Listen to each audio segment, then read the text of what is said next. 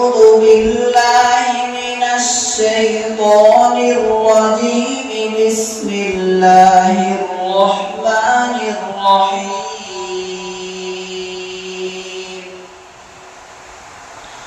قل أرأيتم إن كان من عند الله وكفرتم به وشهد شاهد من بني إسرائيل على مثله فآمن واستكبرتم إن الله لا يهدي القوم الظالمين.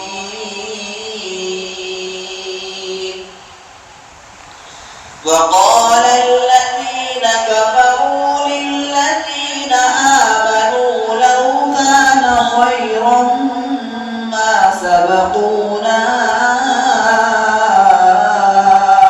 إليه وإذ لم يهتدوا به فسيقولون هذا إفك قديم. ومن قبله كتاب موسى إماما ورحمة وهذا كتاب مصدق لسانا عربيا لينذر الذين ظلموا وبشرى للمحسنين.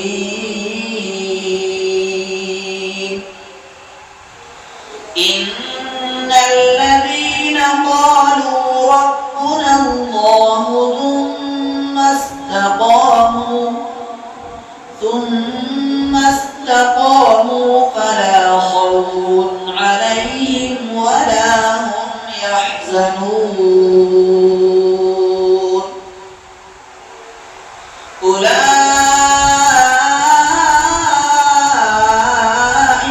أصحاب الجنة خالدين فيها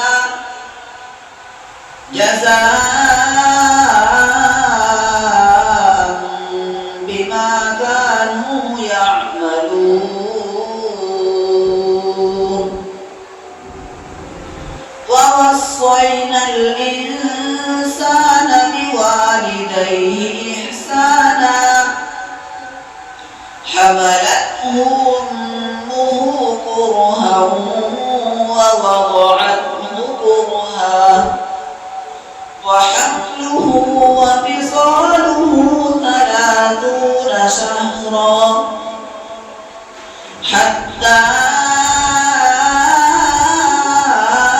إذا بلغ أشده وبلغ 40 سنة قال رب أوزعني أن أشكر نعمتك التي أنعمت علي